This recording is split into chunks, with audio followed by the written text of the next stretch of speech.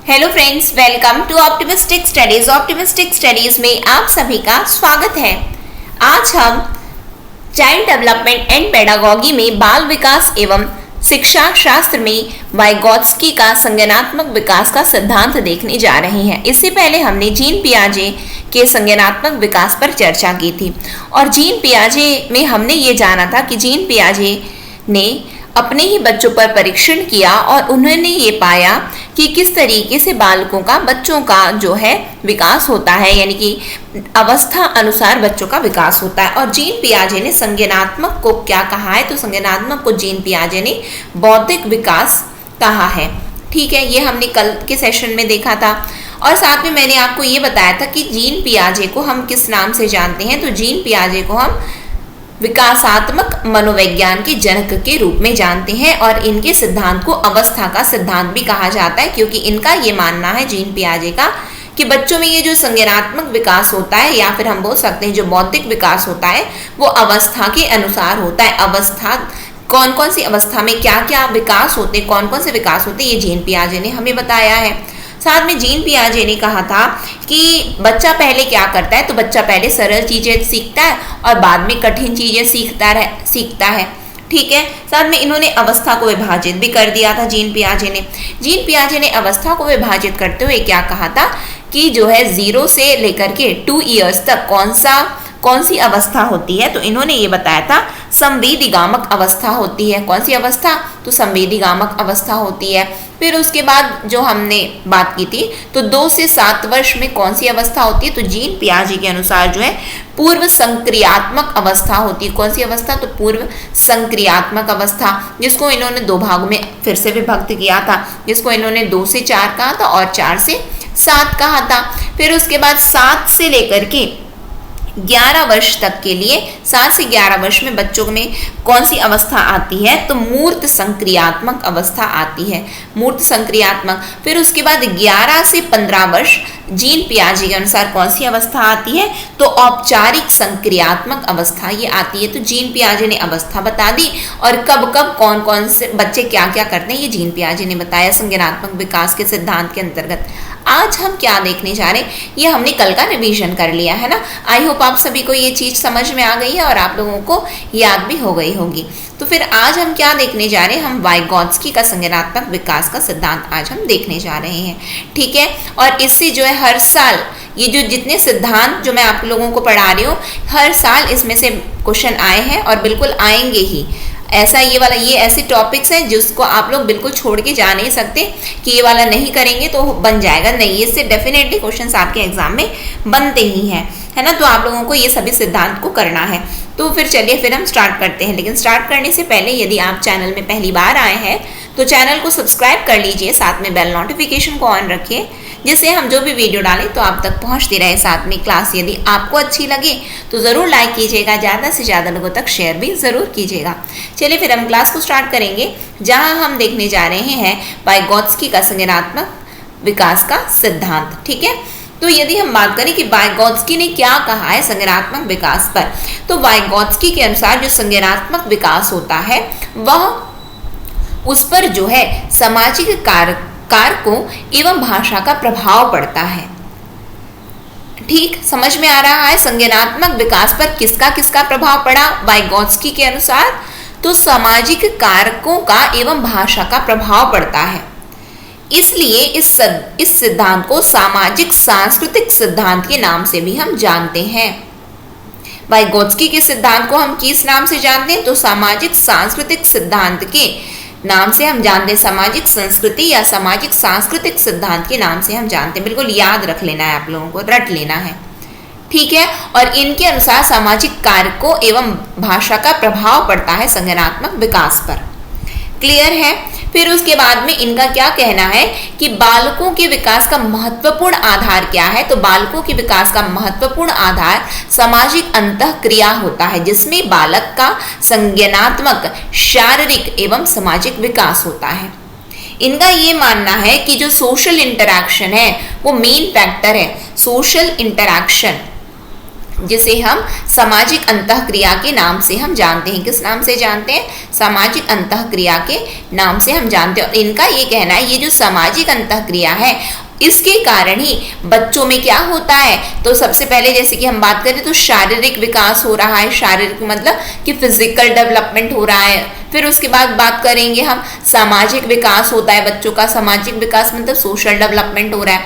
और फिर उनका क्या कहना है, वाइगोत्स्की का संज्ञानात्मक विकास। संज्ञानात्मक विकास का अर्थ होता है कॉग्निटिव डेवलपमेंट। संज्ञानात्मक विकास मतलब कॉग्निटिव डेवलपमेंट। इसका मतलब वाइगोत्स्की ने कहा है कि सोशल इंटरैक्शन मेन फैक्टर होता है। सोशल इंटरैक्शन मतलब समझते हैं क्या होता है? सोशल इंटरैक्शन मतलब होता है कि जब हम समाज में जब मिलते हैं, सामाजिक लोगों से जब हम बात करते हैं, समाज के लोग। अब ये बताइए समाज किससे बनता है? तो समाज लोगों से बनता है। कौन है ये समाज? कौन है? लोग। हम, आप, हम जैसे लोग ही तो समाज है। तो हम जब लोगों के साथ में आते हैं, जब बातचीत करते हैं, तभी तो हमारा यानी कि हम सोशली इंटरैक्ट कर रहे हैं, हम सामाजिक रूप से अंतःक्रिया कर रहे हैं, हम उन लोगों से इंटरैक्शन कर रहे हैं। तो इनका ये कहना है कि तभी ना हमारा विकास हो रहा होता है। कौन बोल रहा है ये? तो ऐसा वाइगोत्स्की का कहना है। इसका ये मतलब हुआ कि वाइगोत्स्की के अनुसार बालकों का विकास समाज के द्वारा होता है। समाज के द्वारा होता है। समाज मतलब लोग। जब हम लोगों के संपर्क में आए तो हमारा विकास हो गया, वाइगोत्स्की का कहना है। और वाइगोत्स्की के सिद्धांत ZDP मानसिक कार्य पर आधारित है। ये वाइगोत्स्की का सिद्धांत किस पर आधारित है? तो ये पूछा गया है एग्जाम में, है ना। तो वाइगोत्स्की का सिद्धांत आधारित है zone of proximal development. Zone of proximal development मतलब निकट विकास क्षेत्र। निकट विकास क्षेत्र यह मानसिक कार्य पर आधारित है। यानी कि आपको ये चीज बहुत इंपॉर्टेंट है, पूछा गया है ना कि वाइगोत्स्की का सिद्धांत किस पर आधारित है? तो वाइगोत्स्की का सिद्धांत ZDP zone of proximal development निकट विकास क्षेत्र मानसिक कार्य पर आधारित है। समझ में आया? और सामाजिक अंतःक्रिया के द्वारा बालक ज्ञान को प्राप्त करता है। यानी कि हम बोलते हैं ना कि ये चीज कहाँ से पता चला?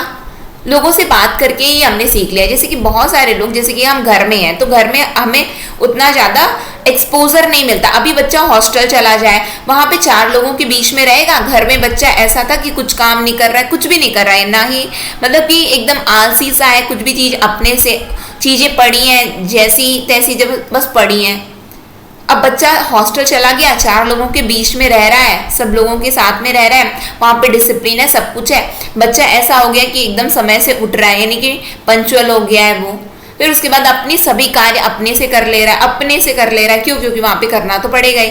तो इसका ये मतलब हुआ कि क्यों ऐसा हो पा रहा है? क्योंकि वो लोगों से इंटरैक्ट कर रहा है। लोगों से इंटरैक्ट मतलब कि वो उसके ज्ञान में वृद्धि कैसे हो रही है? उसके ज्ञान में वृद्धि सामाजिक अंतःक्रिया से हो रही है।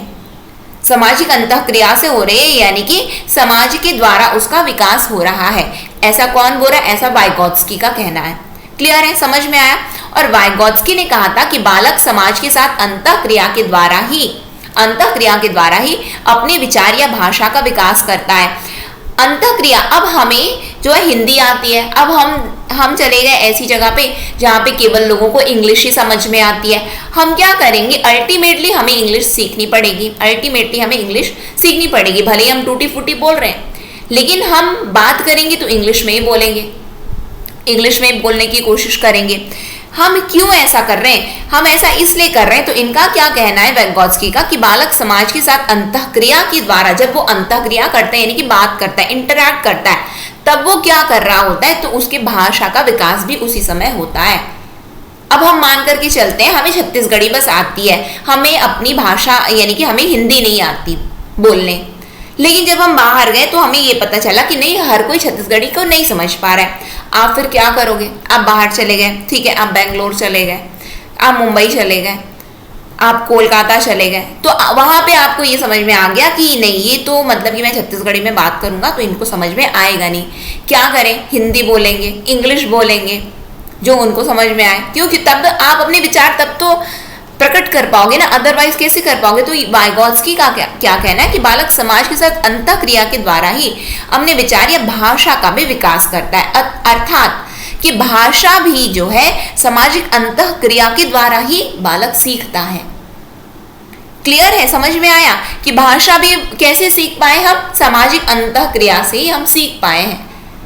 ठीक है, समझ में आया, ये चीजें क्लियर है आपको, इतनी चीजें समझ में। फिर उसके बाद इनका क्या कहना है कि बालक में भाषा 2 प्रकार की स्पीच द्वारा सीखी जाती है। जो भाषा सामाजिक अंतःक्रिया से सीख रहा है, इन्होंने बताया, मैंने आपको एक्सप्लेन भी कर दिया कैसे भाषा को हम सामाजिक अंतःक्रिया से सीखते हैं। लेकिन वाइगोत्स्की का क्या कहना है कि ये जो भाषा जो बच्चा सीख रहा है ना, तो वो भी 2 प्रकार की स्पीच के द्वारा सीखता है। वो कौन सी 2 प्रकार की स्पीच है? तो एक है इनर स्पीच और दूसरी है एक्सटर्नल स्पीच। ये इनर स्पीच क्या होती है? तो इनर स्पीच होती है कि जो आपके विचारों से उत्पन्न हुई है, जो आपके विचारों से उत्पन्न हुई है, यानी कि विचार मतलब कहाँ से वो उत्पन्न हुए? आपके मस्तिष्क से जो विचार उत्पन्न होते हैं, यानी कि आपकी जो सोच है, आपकी जो सोच है उसे ही हम इनर स्पीच बोलते हैं ना। अपने अंदर की आवाज को सुनो, अपने मन की आवाज को सुनो, अपनी अंदर की आवाज को सुनो। तो अंदर की आवाज ही क्या है? अंदर की आवाज क्या है? वो अभी शब्द में परिणित नहीं हुई है, वो आपकी सोच है। क्या है वो? आपकी सोच, आपके विचार हैं। एक दूसरे प्रकार की स्पीच होती है जिसे हम एक्सटर्नल स्पीच बोलते हैं। और एक्सटर्नल स्पीच मतलब कि यहाँ पे आपके विचार परिणित हो गए हैं शब्दों में। आपके विचार किस में परिवर्तित हो गए? शब्दों में। यानी कि इसको हम क्या बोलेंगे? शाब्दिक भाषा बोलते हैं। क्या बोलते हैं? शाब्दिक भाषा के नाम से हम एक्सटर्नल स्पीच को जानते हैं। इसमें होता क्या है कि जो हमारे विचार हैं, जो कि हमारे मस्तिष्क से उत्पन्न हुए हैं, अब वो विचार ध्वनियों में परिवर्तित हो जाते हैं और वो ध्वनियों में परिवर्तित होकर के हम उनका प्रयोग दूसरों से बातचीत करने में करते हैं। बोलते ना, क्या सोच रहे हो? फिर आप बताते हो, अच्छा मैं ये चीज को सोच रहा हूं। ठीक, बस वही बताया गया कि एक्सटर्नल स्पीच और इनर स्पीच। समझ में आया? बातें क्लियर है? कुछ चीज ना समझ में आया तो इसको दोबारा सुनिए। मुझे ऐसा लगता है कि चीजें समझ में आ जाएंगी, और कुछ चीज फिर भी ना समझ में आए तो बिल्कुल आप पूछ सकते हैं कि ये चीज मुझे समझ में नहीं आई है। ठीक है, ये 2 चीज समझ में आए, इनर और एक्सटर्नल, की भाषा 2 प्रकार की स्पीच से सुनी जाती है। फिर उसके बाद वाइगोत्स्की ने कहा था कि बालक में पहले विचार आते हैं और फिर भाषा आती है। यानी कि विचार, पहले सोचा फिर बोला। बोलते ना, क्या सोच रहे हो? तो आपने बताया मैं ना ये सोच रहा हूं। ठीक है, लेकिन पियाजे का क्या कहना है? पियाजे का कहना है कि बालक में ना पहले भाषा आती है और उसके बाद में विचार आते हैं। पहले बच्चा बोल देता है। क्यों? क्योंकि इन्होंने अवस्था पर काम किया। किसने? पियाजे ने। अवस्था, मैंने आपको बताया था ना, इन्होंने अवस्था ही विभाजित कर दी कि इस उम्र में बच्चा ये सीख रहा है, इस उम्र में बच्चा ये सीख रहा है। तो इनके अनुसार कि ये जब छोटा सा बच्चा है वो क्या सोचेगा? कुछ विचार नहीं है, वो तो पहले बोल दिया सीधा, मम चाहिए, पानी चाहिए, तो उसने सीधा बता दिया। नहीं कि ज्यादा उससे आप नहीं बोलोगे क्या सोच रहे हो बच्चे, वो कुछ नहीं सोच रहा है अभी। यानी कि वो पूरे उसके जो भी है वो उसके शब्दों में परिवर्तित हो चुके हैं अब। इसलिए पियाजे का क्या कहना है कि पहले भाषा आती है और फिर विचार आते हैं। लेकिन वाइगोत्स्की का क्या कहना है कि पहले विचार आए और उसके बाद भाषा है, क्योंकि वाइगोत्स्की ने अवस्था पर कुछ नहीं कहा है। इसीलिए वाइगोत्स्की के सिद्धांत को क्या बोलते हैं? हम सामाजिक सांस्कृतिक सिद्धांत के नाम से जानते हैं। इन्होंने सामाजिक अंतःक्रिया, समाज पर बहुत बल दिया है, लेकिन पियाजे ने अवस्था पर बल दिया है, और इसलिए पियाजे के सिद्धांत को अवस्था का सिद्धांत कहते हैं। याद रखना, क्वेश्चन आया हुआ है, इस तरीके से ही आया है, तो बिल्कुल आप लोगों को भूलना नहीं है। ठीक, इसका हम निष्कर्ष निकाल सकते हैं क्या कि दोनों अलग अलग बातें बोल रहे हैं? तो हम कुछ निष्कर्ष निकाल सकते हैं। हाँ, बिल्कुल निकाल सकते हैं। क्या निकालेंगे हम निष्कर्ष? कि विचार और भाषा एक दूसरे पर आधारित हैं। जो हमने सोचा वो हमने कह दिया, है ना। अतः हम नहीं कह सकते कि पहले क्या आता है, क्या पहले आता है, क्योंकि जो हम सोचते हैं वह एक भाषा ही है। जो हम सोच रहे हैं, इन्होंने कहा ना, जो हम सोच रहे हैं वो क्या है? वो इनर स्पीच है, वो इनर स्पीच है, ये भी एक भाषा है। और जो बोल दिए वो भी एक स्पीच है, यानी कि वो एक्सटर्नल स्पीच हो गई। इसका मतलब कि इन्होंने तो विचार को भी एक भाषा कहा है। किसने कहा है? वाइगोत्स्की ने कहा है। इसीलिए हम ये निष्कर्ष, ये हम यहाँ से ये बोल सकते हैं, हम ये नहीं बोल रहे कि विचार पहले आ रही कि भाषा पहले आ रही, क्या पहले आ रहा है। लेकिन वाइगोत्स्की ने तो जो विचार थे उसका भी नाम दे दिया है। क्या दे दिया उन्होंने? इनर स्पीच कह दिया है। और जो शब्द में परिणित हो गए, ध्वनियों के माध्यम से जो बाहर निकल करके आ रहे हैं, जिससे हम दूसरों से बातचीत कर पा रहे हैं, वो एक्सटर्नल स्पीच इन्होंने ये कह दिया है। इसीलिए हम क्यों क्योंकि जो हमारे विचार थे, जो हम सोच रहे हैं, वो भी एक भाषा है, ऐसा वाइगोत्स्की का कहना। समझ में आ रहा है आप लोगों को? अब यहाँ पे हम आ जाते हैं भाषा यंत्र पर। भाषा यंत्र क्या है? तो यह सामाजिक अंतःक्रिया के द्वारा अपनी ही एक संस्कृति से दूसरी संस्कृति तक स्थानांतरित करता है। भाषा यंत्र क्या कर रहा है? भाषा यंत्र क्या करता है बताइए? भाषा यंत्र जो है सामाजिक अंतःक्रिया के द्वारा अपनी एक संस्कृति से दूसरी संस्कृति तक स्थानांतरित करता है। जैसे कि भाषा के सभी गुण, जैसे विचार, भाव, अनुभव, कौशल, ज्ञान, नैतिकता आदि, ये अनुभव वह निम्न प्रकार से प्राप्त करता है। किस प्रकार से प्राप्त करता है? ये सब जितने ये जो भाषा के जो गुण हैं, जैसे कि विचार हो गया, विचार भी एक भाषा है, इनर स्पीच इन्होंने बता दिया है ना। विचार, भाव, अनुभव, कौशल, ज्ञान, नैतिकता, तो ये निम्न प्रकार से प्राप्त किए जाते। किस तरीके से प्राप्त किए जाते? आइए हम कैसे ये सब सीख रहे होते हैं। तो पहली बात बताई गई है अनुकरणीय सीख रहे हैं हम, यानी कि अनुकरण करके, इमिटेटिव लर्निंग होती है। इमिटेटिव लर्निंग के अंतर्गत क्या आता है? तो बालक अनुकरण के द्वारा भाषा का अधिगम एक व्यक्ति से दूसरे व्यक्ति तक पहुंच जाते हैं या प्रकट होते हैं। यानी कि हम यहाँ पे ये बोल सकते हैं कि जब हम किसी का अनुकरण कर रहे होते हैं, बच्चा अनुकरण करता है। बच्चा किसका अनुकरण करता है? अपने माता पिता का अनुकरण करता है। बच्चा किसका अनुकरण करता है? बच्चा अपने शिक्षकों का अनुकरण कर रहा है कि वो ऐसा बोल रहे, मैं भी ऐसा करूंगा, मैं भी ऐसे करूंगी, ऐसा हो जाता है। बच्चे हमेशा अनुकरणीय होते हैं। आप उनको बैठा करके आप बड़े बड़े एकदम लेख और या फिर वाक्यांश ये सब नहीं सुना सकते। बच्चे देख रहे हैं कि आप सुबह उठ करके अपने माता पिता को प्रणाम कर रहे हैं, बच्चा भी अल्टीमेटली सीखेगा कि मुझे सुबह उठना है और माता पिता को प्रणाम करना है। बच्चा देख रहा है कि आप किस तरीके से बहुत ही आदर सम्मान के साथ में अपने माता पिता के साथ में बातचीत करते हैं और हर एक बात अपने माता पिता की मानते हैं। बच्चा आपको देखा और बच्चा सीख गया, आपको सिखाना नहीं पड़ेगा, बेटा ऐसे करते हैं, ऐसे करते हैं। बच्चा अनुकरण करता है और ये बच्चों में ये प्रवृत्ति पाई जाती है, ये बच्चों की प्रकृति होती है कि बच्चा अनुकरण के माध्यम से सीख रहा होता है। तो यहाँ पे ये बताया गया अनुकरणीय। कैसे वो सीखा? अनुकरण के माध्यम से सीखा। दूसरे प्रकार से एक सीखना होता है। अब ये दूसरा प्रकार से कौन सा सीखना है? निर्देशात्मक सीखना, यानी कि इंस्ट्रक्शनल लर्निंग। ये क्या होता है? तो इसमें बालक किसी प्रौढ़ व्यक्ति जैसे अध्यापक या अभिभावक के निर्देशों के माध्यम से ही स्वयं को ज्ञान से परिपूर्ण करता है। जैसे कि हमने बता दिया कि देखो, यदि ना हमें आने में देर हो जाता है, स्कूल तुमको लेने आने में देर हो जाएगा, लेकिन फिर भी तुम स्कूल से हटना नहीं, तुम बिल्कुल वहीं पे बैठे रहना जब तक हम आ नहीं जाते, और हम आएंगे और तुमको ले जाएंगे। तुम किसी दूसरों, यदि कोई बोल रहा है कि नहीं बच्चे तुमको चलो मैं चॉकलेट दे देता हूँ या दे देती हूँ, और फिर उसके बाद बोले मैं तुमको घर छोड़ देता हूँ, तो तुम उसकी बात मत मानना। ऐसा हमने बच्चों को निर्देश दे रखा है। ठीक है, हमने बच्चों को निर्देश दे रखा है, हमने बच्चों को बता दिया कि तुमको ये करना है, ऐसा करना है, वैसा करना है।